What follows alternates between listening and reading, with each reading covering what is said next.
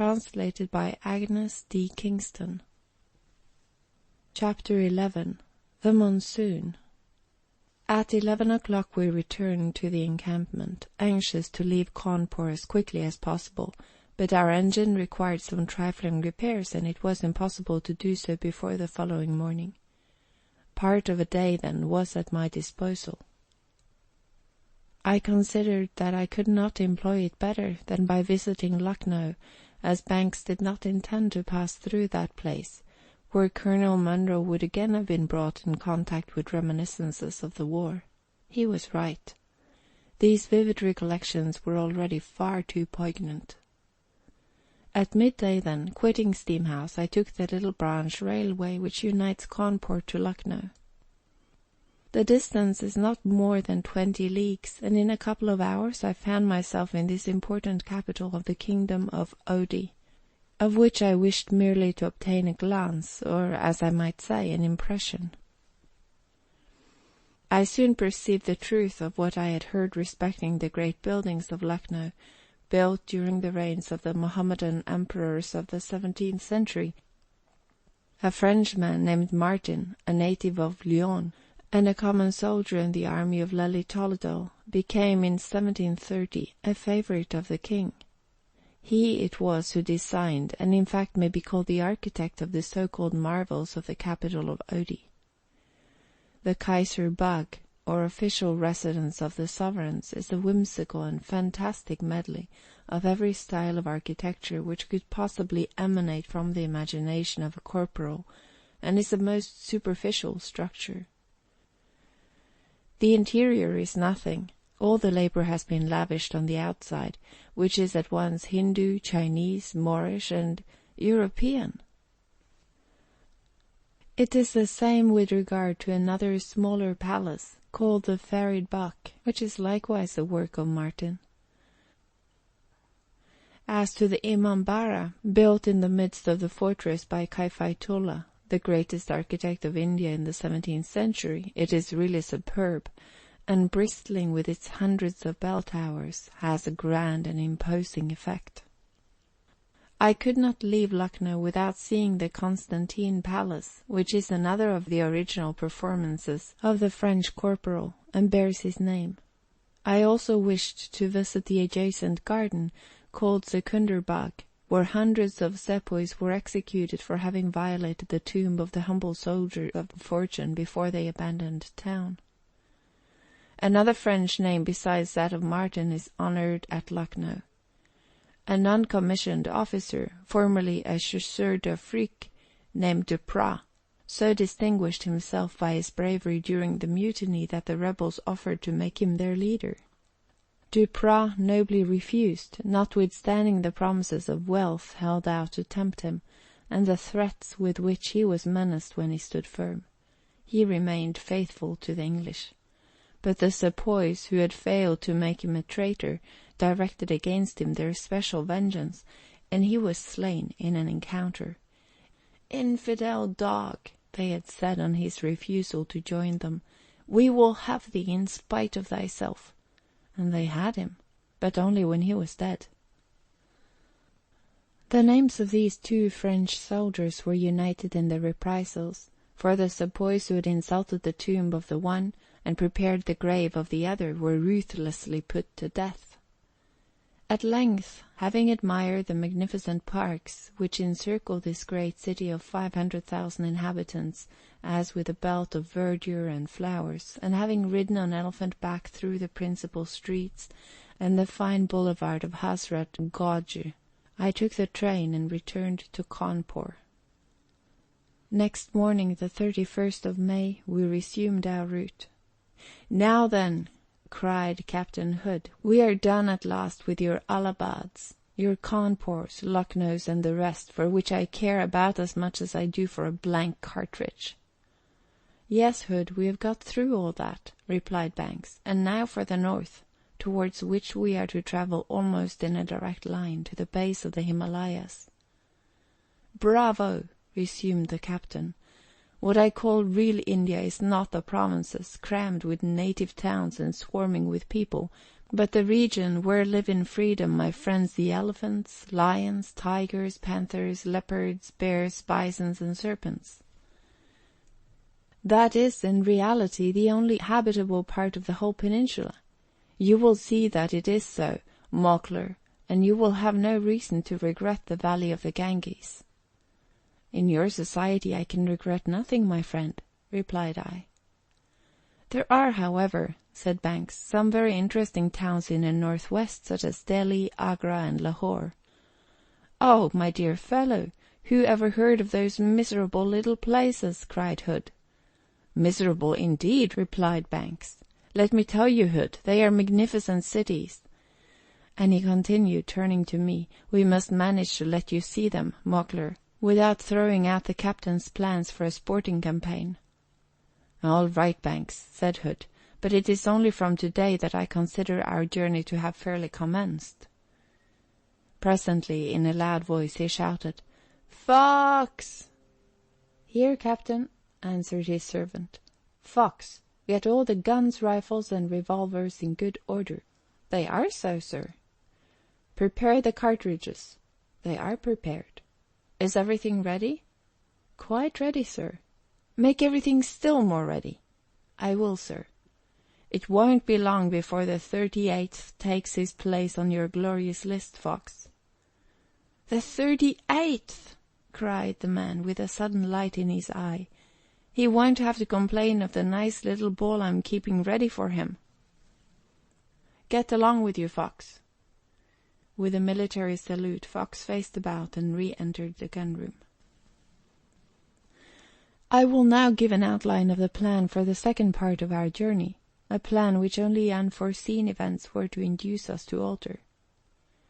By this route we were to ascend the course of the Ganges towards the northwest for a long way, and then, turning sharp to the north, continue our way between two rivers, one a tributary of the great river, the other of the Guomi. By this means a considerable number of streams would be avoided, and passing by Bishwa, we should rise in an oblique direction to the lower ranges of the mountains of Nepal, across the western part of Odi and Rohilkund.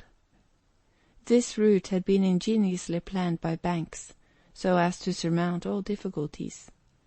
If coal were to fail in the north of Hindustan, we were sure of having abundance of wood, and Behemoth would easily keep up any rate of speed we wished on good roads through the grandest forest of the Indian peninsula. It was agreed that we might easily reach Biswa in 6 days, allowing for stoppages at convenient places, and time for the sportsmen of the party to exhibit their prowess. Besides, Captain Hood, with Fox and Guomi, could easily explore the vicinity of the roads, while Behemoth moved slowly along. I was permitted to join them, although I was far from being an experienced hunter, and I occasionally did so. I ought to mention that from the moment our journey took this new aspect, Colonel Munro became more sociable. Once fairly among the plains and forests beyond the valley of the Ganges, he appeared to resume the calm and even tenor of the life he used to lead at Calcutta, although it was impossible to suppose he could forget that we were gradually approaching the north of India, the region whither he was attracted as by an irresistible fatality. His conversation became more animated, both at meals and during the pleasant evening hours when we halted. As for McNeill, he seemed more gloomy than usual. Had the sight of Bobby Gar revived his hatred and thirst for vengeance? "Nana Sahib killed," said he to me one day. "No, no, sir, they have not done that for us yet." The first day of our journey passed without any incident worth recording. Neither Captain Hood nor Fox had a chance of aiming at any sort of animal. It was quite distressing and so extraordinary that we began to wonder whether the apparition of a steam elephant could be keeping the savage dwellers of the plains at a distance. We passed several jungles known to be the resort of tigers and other carnivorous feline creatures. Not one showed himself, although the hunters kept away full 2 miles from us. They were forced to devote their energies, with Niger and Fan, to shooting for Monsieur Parasard's larder. He expected to be supplied regularly, and considered game for the table of paramount importance, most unreasonably despising the tigers and other beasts Fox talked to him about. Disdainfully shrugging his shoulders, he would ask, "Are they good to eat?" In the evening we fixed our camp beneath the shelter of a group of enormous banyans. The night was as tranquil as the day had been calm. No roars or howlings of wild animals broke the silence. The snorting of Behemoth himself was stilled. When the campfires were extinguished, Banks, to please the captain, refrained from connecting the electric current by which the elephant's eyes would have become 2 powerful lamps. But nothing came of it. It was the same the 2 following nights. Hood was getting desperate. "What can have happened to my kingdom of Odie?" repeated the captain. "It has been translated. There are no more tigers here than in the lowlands of Scotland." "Perhaps there have been many bateaux here lately," suggested Colonel Munro. "The animals may have emigrated en masse. But cheer up, my friend, and wait till we reach the foot of the mountains of Nepal. You will find scope for your hunting instincts there." "It is devoutly to be hoped it may be so, Colonel," replied Hood, sadly shaking his head. "Otherwise we may as well recast our balls, and make small shot of them." The 3rd of June was one of the hottest days which we had endured. There was not a breath of wind, and had not the road been shaded by huge trees, I think we must have been literally baked in our rooms. It seemed possible that, in heat like this, wild animals did not care to quit their dens even during the night. The next morning at sunrise, the horizon to the westward for the first time appeared somewhat misty. We then had presented to our eyes a magnificent spectacle, the phenomenon of the mirage, which is called in some parts of India Sekoti, or castles in the air, and in others desur, or illusion. What we saw was not a visionary sheet of water with curious effects of refraction, but a complete chain of low hills, crowned by castles of the most fantastic form, resembling the rocky heights of some Rhenish valley with their ancient fastnesses of the Margraves. In a moment we seemed transported not only to that romantic part of Europe, but into the Middle Ages 5 or 6 centuries back. This phenomenon was surprisingly clear, and gave us a strange sensation of absolute reality, so much so that the gigantic elephant engine, with all its apparatus of modern machinery, advancing towards the habitations of men of Europe in the 11th century, struck us as far more out of place and unnatural than when traversing, beneath clouds of vapour, the country of Vishnu and Brahma. "We thank you, fair Lady Nature," cried Captain Hood. "Instead of the minarets and cupolas, mosques and pagodas we have been accustomed to, you are spreading before us charming old towns and castles of feudal times." "How poetical you are this morning, Hood," returned Banks. "Pray, have you been reading romantic ballads lately? Laugh away, Banks. Quiz me as much as you like, but just look there. See how objects in the foreground are growing in size. The bushes are turning into trees, the hills into mountains, Why, the very cats will be tigers soon, won't they, Hood?" "Ah, Banks, how jolly that would be!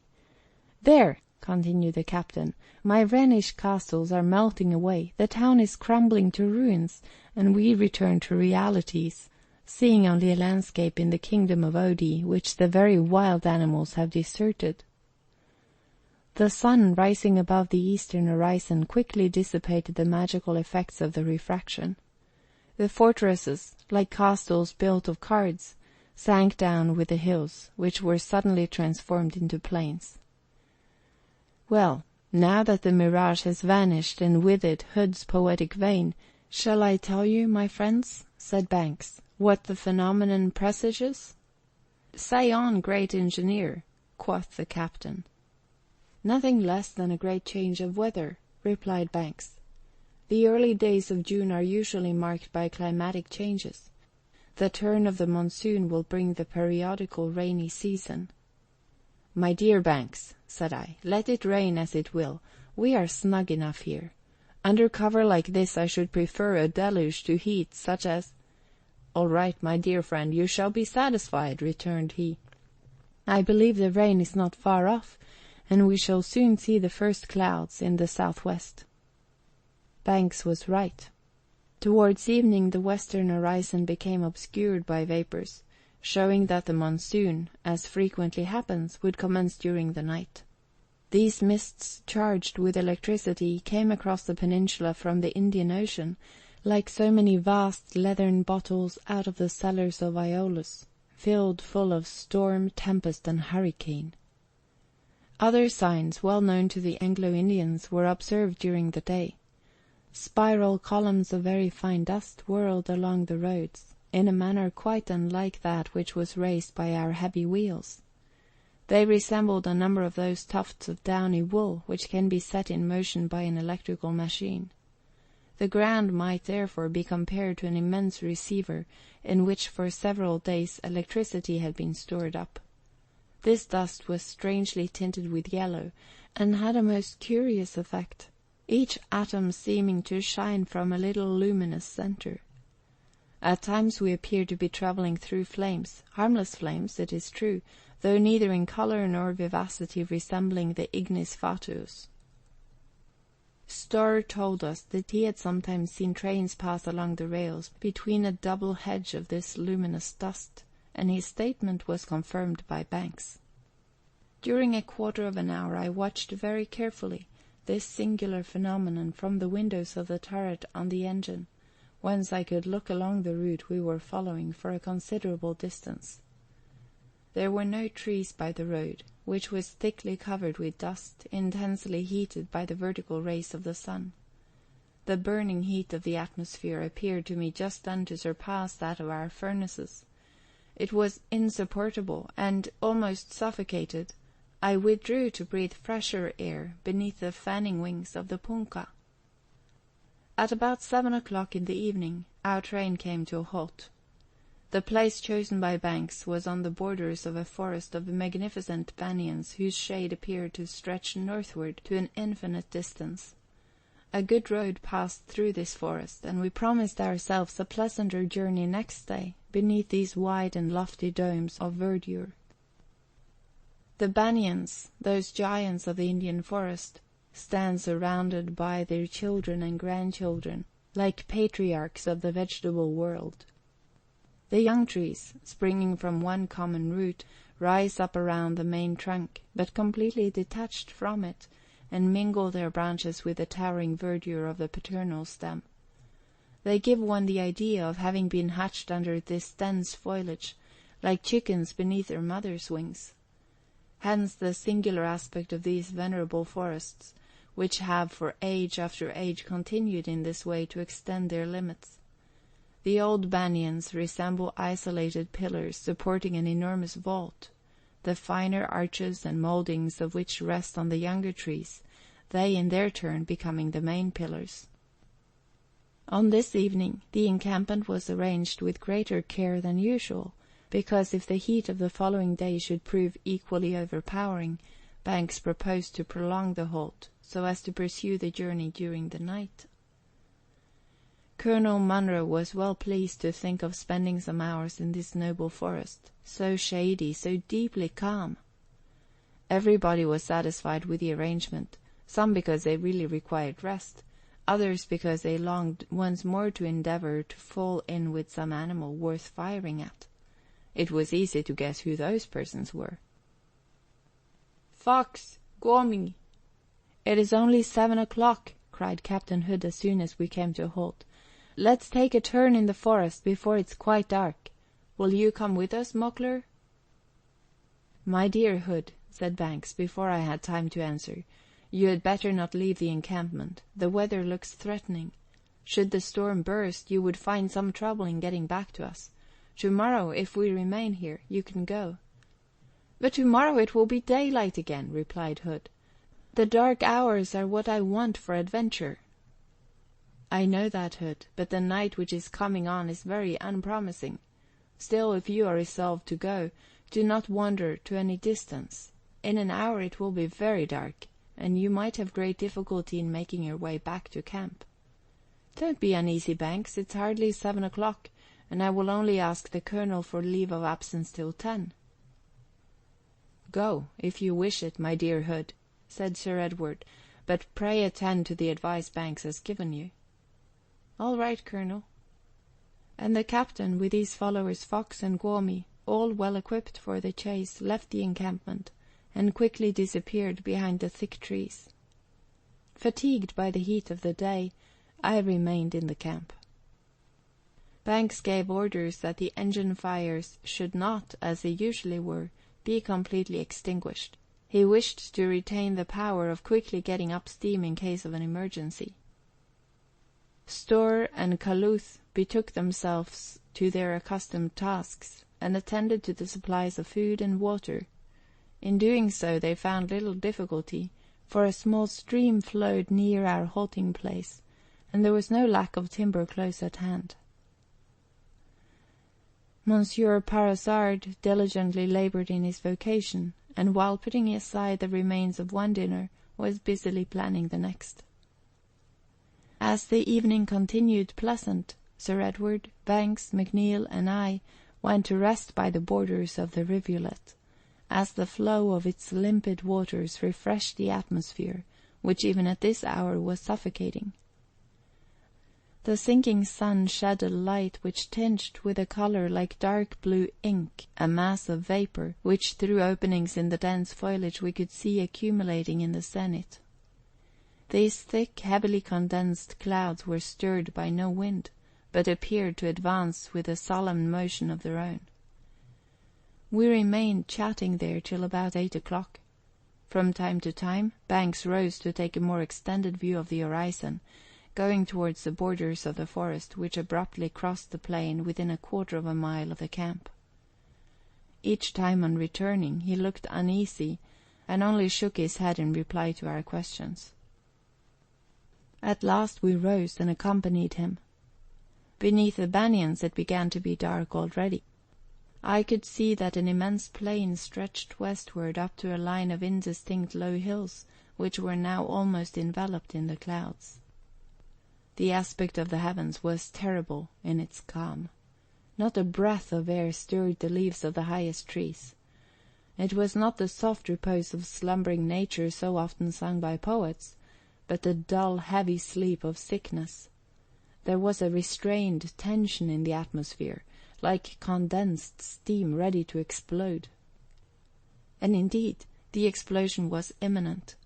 The storm clouds were high, as is usually the case over plains, and presented wide curvilinear outlines very strongly marked. They seemed to swell out, and uniting together, diminished in number while they increased in size. Evidently in a short time there would be but one dense mass spread over the sky above us. Small detached clouds at a lower elevation hurried along, attracting, repelling, and crushing one against another, then confusedly joining the general melee, were lost to view. About 8:30 a sharp flash of forked lightning rent the gloom asunder. 65 seconds afterwards a peal of thunder broke, and the hollow rumbling attendant to that species of lightning lasted about 15 seconds. 16 miles, said Banks, looking at his watch. That is almost the greatest distance at which thunder can be heard. But the storm, once unchained, will travel quickly. We must not wait for it. Let us go indoors, my friends. And what about Captain Hood?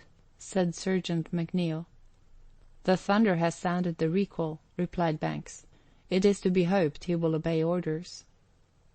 5 minutes afterwards we were seated under the veranda of our saloon. End of chapter 11.